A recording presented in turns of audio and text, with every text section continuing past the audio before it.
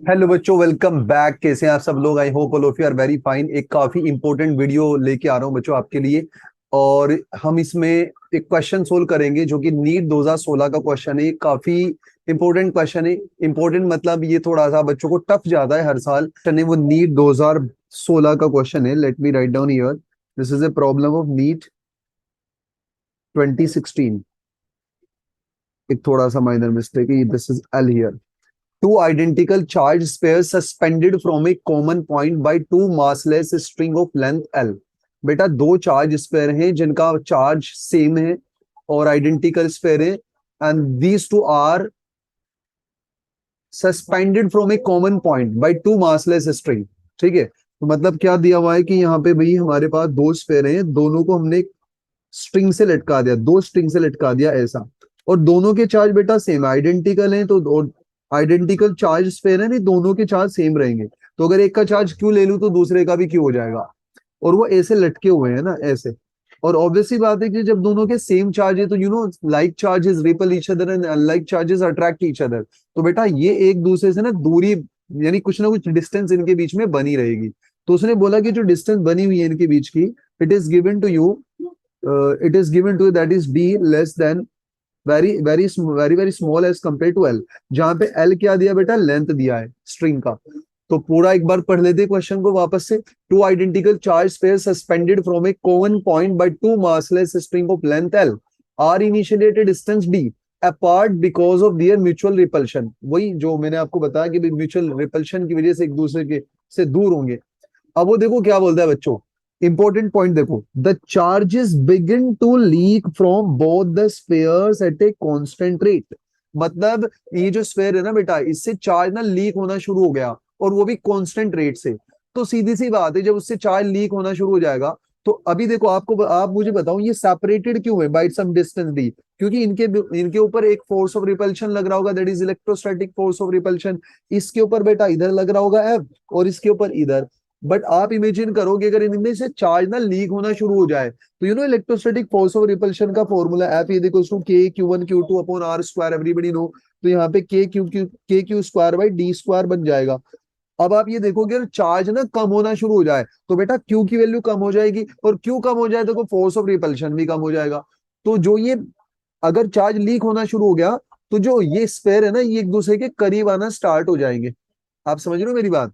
तो देखो क्या बोल रहा है वो, the sphere approaches, as a result the spheres approaches each other with velocity v। तो आपसे क्या पूछ रहा है, then v varies as a function of distance x। यानी मुझे v और x में रिलेशन बताना है। स्पेशली मुझे बताना है कि v जो है ना, वो x पे कैसे डिपेंड कर रहा है। भाई प्रोपोर्शनल है, डायरेक्टली प्रोपोर्शनल है, रूट की प्रोपोर्शनल है, क्या है वो अपने को कैलकुलेट करना है।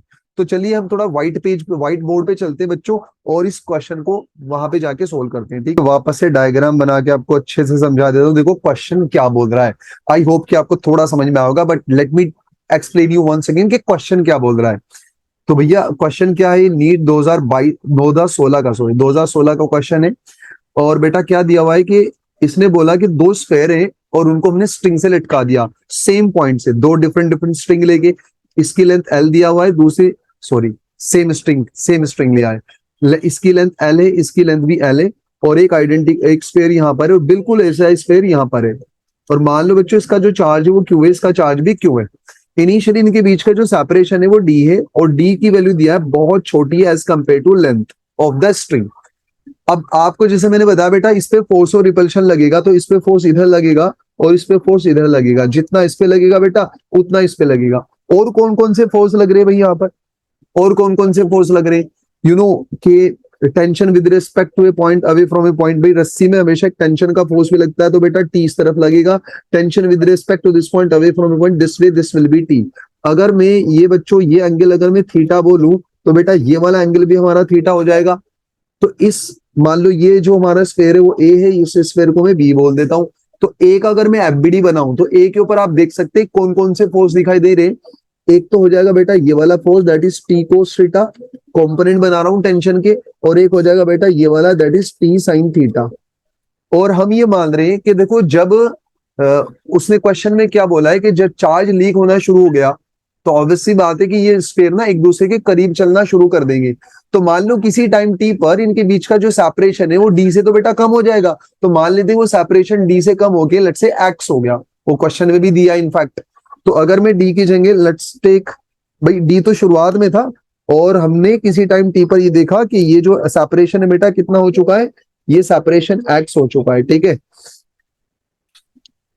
तो अब हम बात करते हैं कि देखो अगर यहाँ पे हम इक्विलिब्रियम की बात करें तो एट इक्विलिब्रियम ए का मैं एफबीडी आराम से बना सकता हूँ। तो बेटा ए पे कौन कौन से फोर्स लग रहे हैं अलग से बना देता हूँ इसका एफबीडी। देखो ऊपर क्या दिखाई दे रहा है, that is T cos theta, और बेटा इस तरफ क्या दिखाई दे रहा है, टी साइन थीटा, और इस तरफ हो गया electrostatic force of repulsion that is F, और नीचे क्या लग जाएगा, दैट इज mg। तो at equilibrium condition I can say कि T cos theta will balance mg and T sine theta will balance F. और एफ आपको पता है बच्चों, that is a force of repulsion, everybody know K1 it should be 1/4 pi epsilon naught Q1 Q2 upon r square, या 1/4 pi epsilon को अपन K लिख लेते हैं, तो it should B K Q1 Q2। Q1 Q2 बोले तो बेटा चार सेम है तो Q इंटू Q लिखूंगा मैं, Q into Q upon let's say the separation between them is x, so it should B x square. तो ये आपका इलेक्ट्रोस्टैटिक फोर्स ऑफ रिपल्शन आ गया, इसको इक्वेशन 1 बोल देते, इसको 2 बोल देते। देखो हमको सिर्फ इतनी सी बात बतानी है कि वेलोसिटी और x में रिलेशन क्या है, दैट्स इट। अब अगर दो इक्वेशन को अगर आप देख रहे हैं इक्वेशन 1 एंड 2, अगर मैं दोनों को बेटा डिवाइड कर दूं, लेट्स डिवाइड 2 डिवाइडेड बाय 1, 2 को 1 से डिवाइड कर देते हैं, तो t sin theta upon t cos theta, you will gate t cancelling each other, so sin theta upon cos theta बेटा tan थीटा बन जाएगा। तो ये आ जाएगा आपके पास k q square upon x square divided by mg। तो finally you will gate के Q square upon mg into X square. ये आपका tan थीटा का एक्सप्रेशन आ गया। बट बच्चों आपने सुना होगा कि देखो जब थीटा बहुत छोटा होता है ना, sine theta become theta then theta become tan theta. ये प्रॉपर्टी सुनी कि नहीं आप लोगों ने? अगर बेटा थीटा बहुत छोटा हो जाए, if theta is very small, ध्यान देना, if theta is very small, ठीक है। अच्छा आपको बता दूं, देखो यहाँ पे जो बेटा थीटा बनेगा ना बहुत छोटा बनेगा, क्योंकि डी बहुत ज्यादा छोटा है ना एल से। देखो ये पिक्चर तो दिखाने के लिए बनाई मैंने, एक्चुअल में ये पिक्चर ना ऐसी दिखेगी अगर आपको ध्यान से देखो। लेंथ तो बेटा बहुत बड़ी है ना, लेंथ बहुत बड़ी है, और जो इनके बीच का जो सेपरेशन होगा बहुत कम होगा, देखो बिल्कुल छुटकुसा रहेगा, और ये एक्स तो और भी छोटा है। तो आप ये देखो, ये जो थीटा बनने वाला है ना, एक्चुअल में ये वाला थीटा जो मैं दिखा रहा हूँ यहाँ पे जो डायग्राम में मैंने यहाँ पे दिखा रखा है ना बेटा, ये तो एक्चुअल में मैंने जूम करके दिखा रखा है एक तरीके से। तो यहाँ पे थीटा बहुत छोटा बनने वाला है। तो आपको ये आइडिया लग रहा होगा कि जो थीटा है बेटा वो बहुत ज्यादा छोटा है इस वजह से। और हमने ये कंडीशन पढ़ी है भाई, मैथ्स की प्रॉपर्टी है कि अगर थीटा बहुत छोटा हुआ, if theta is very small, तो हम लोग ये लिख सकते हैं बेटा कि साइन थीटा को अपन लिख देंगे थीटा, और थीटा को जरूरत पड़ने पे लिख देंगे tan थीटा। या अपन उल्टा भी कर सकते हैं कि अगर tan थीटा, अगर थीटा बहुत छोटा है तो tan theta become theta and theta become sin theta, और you can say tan theta become sin theta. आप मेरी बात समझ पा रहे हो? तो मैं यहाँ पे क्या कर रहा हूँ, tan थीटा की जगह में लिख लेता हूँ sin थीटा, या आप थीटा भी लिख सकते हैं। तो let me keep it sin theta. तो sin थीटा इक्वल्स टू क्या हो जाएगा बेटा, K Q square by mg x square, and sin theta become theta, तो let me take it theta is equals to K Q square by mg x square. अब बच्चों ध्यान देना, theta देखो सिंपल सा फंडा तुम्हें पता ही है ना, ये पता है ना आपको। मान लो ये बेटा एक आर्क है दैट इज एस, और ये एंगल थीटा सबटेंड कर रही है सेंटर पे, और ये रेडियस आर है, तो everybody know S is equals to R theta, या theta is equals to S by R. सबको पता है बात, यस और नो? तो इसी फंडे का अपन यूज कर लेते हैं यहाँ पर। तो यहाँ पे अगर आप थीटा की वैल्यू की बात करते हो तो बेटा लेट्स गो बैक, थीटा की वैल्यू यहाँ से आप निकाल सकते हो इजिली। तो बेटा क्या आ जाएगी वैल्यू, देखते हैं जरा, ये जो थीटा की वैल्यू है वो क्या आ जाएगी। देखो यहाँ से मैं थीटा की वैल्यू निकालूंगा तो थीटा की वैल्यू मुझे सिंपली दिखाई दे रही है, दैट इज आर्क, ये आर्क बोली जाएगी। देखो छोटी है ना, काफी छोटी है, so it should be X upon L. तो आप थीटा की वैल्यू ये एक्स अपॉन एल यहाँ सब्स्टिट्यूट कर देते हैं, तो देखो क्या मिलने वाला है फाइनली। तो finally it should be X upon L is equals to K Q square by mg into X square. ये एक रिलेशन आ गया एक्स और क्यू के बीच में, बस यहीं से क्वेश्चन अपना सोल्व हो जाएगा। अब इसका क्रॉस मल्टीप्लाई कर देते हैं जरा। तो जब क्रॉस मल्टीप्लाई करेंगे, या जस्ट एक्स स्क्वायर को आप इधर ले आओ, तो x cube is equals to हो जाएगा बेटा, क्रॉस भी मत करो, जस्ट एक्स स्क्वायर की मल्टीप्लाई कर दो, k Q square upon k Q square into l upon m g, ऐसा बन जाएगा। तो आप देख सकते हैं बच्चों की यहाँ पे जो के है, एल है और एम जी है बेटा, ये तो सब कॉन्स्टेंट है ना। तो आई कैन राइट फाइनली कि x cube is directly proportional to q square, या इसको अपन ऐसा लिख सकते हैं बेटा कि x proportional to q raise to power 2/3। बताओ यहां तक चमका आपको, यस और नो? अब इसके बाद क्या करना है, मेरे को रिलेशन चाहिए बाबा v और x के टर्म्स में। तो आपको पता है ना, देखो जो ये स्फीयर है ना बेटा, ये एक दूसरे के करीब आ रहे, तो मतलब जो इनके बीच के डिस्टेंस है x वो चेंज हो रही होगी। The rate of change of x that is said to be velocity. तो एक्चुअल में अगर मैं dx अपॉन dt की बात करूंगा तो वही वेलोसिटी होगी। तो क्यों ना इस इक्वेशन को अपन डिफरेंशिएट कर दें, let me call it as 3। So differentiating 3 with respect to t, तो ये मिलेगा बेटा dx अपॉन dt प्रोपोर्शनल किसके हो जाएगा, चूंकि चार्ज लीक हो रहा है भाई, चार्ज चेंज हो रहा है ना स्फीयर का बेटा, लीक हो रहा है तो मतलब कम हो रहा है। आप समझ रहे हो मेरी बात? तो अगर मैं q को भी डिफरेंशिएट करूंगा विद रिस्पेक्ट टू t, तो देखो जो आपको पता है ना डेरिवेटिव जो सर पे पावर बैठी है चरणों में आ जाएगी, पावर कम हो जाएगी, वो फंडा तो 2/3 चरणों में आ जाएगा और एक पावर इसकी कम हो जाएगी 2/3 - 1 और इनटू dq/dt। और बेटा dq/dt मतलब क्या है, rate of flow of charge, और ये तो दिया है उसने कांस्टेंट है, तो ये टर्म फिर से कांस्टेंट हो गया, इसको सी मान लेते हैं थोड़ी देर के लिए। तो आप देख सकते हैं कि जो dx अपॉन dt है बेटा, ये तो वेलोसिटी बन गया, तो वेलोसिटी डायरेक्टली प्रोपोर्शनल क्या आ गया, 2/3 भी कांस्टेंट है, ये भी कांस्टेंट है, तो प्रोपोर्शनल टू q की पावर 2/3 - 1 दैट इज -1/3 आ गया। यहां तक अपन पहुंच गए।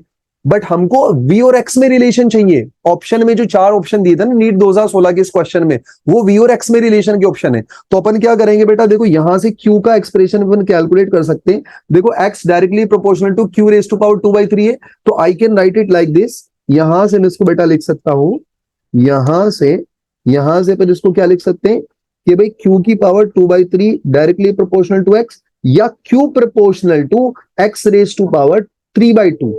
तो ये जो q की वैल्यू ना बेटा, ये x प्रोपोर्शनल टू ये x, q is directly proportional to x raise to 3/2। So let me substitute it here. तो आपको फाइनली v प्रोपोर्शनल टू मिल जाएगा x रेज टू 3/2 की पावर -1/3। और पावर की पावर बेटा मल्टीप्लाई हो जाती है, सिंपल फंडा मैथ्स का। तो पावर की पावर मल्टीप्लाई होगी तो x की power 3/2 into -1/3, 3 cancelling each other. So finally v directly proportional to x raise to -1/2। ये आपका फाइनल आंसर आ गया, दैट्स इट। क्वेश्चन में टफ नहीं है, बच्चों को टफ लगता है, एक्चुअली नीट वाले बच्चों को टफ लगता है, क्योंकि आपको पता है कि भाई नीट वाले बच्चों को ना मैथमेटिक्स से थोड़ा डर लगता है। तो बच्चों देखो, ये अगर आपको ये समझ में आया तो प्लीज लाइक करें, सब्सक्राइब करें चैनल को और कमेंट करें। और अगर आप चाहते हैं कि मैं नीट PYQs पे इस टाइप के कुछ और वीडियो बनाऊं, जो क्वेश्चन बड़े टफ आपको नजर आते हैं ना नीट PYQs में, जो प्रीवियस ईयर क्वेश्चन है, अगर आपको लगता है सर ये बड़ा टफ क्वेश्चन है, बड़ा बकवास सा है, अटपटा सा क्वेश्चन है, तो कमेंट करके बताओ, आपको दूसरी वीडियो सॉल्यूशन में बना के अपलोड करूंगा। तो please subscribe my channel, hit the bell icon so that you will get the notification. Thank you very much.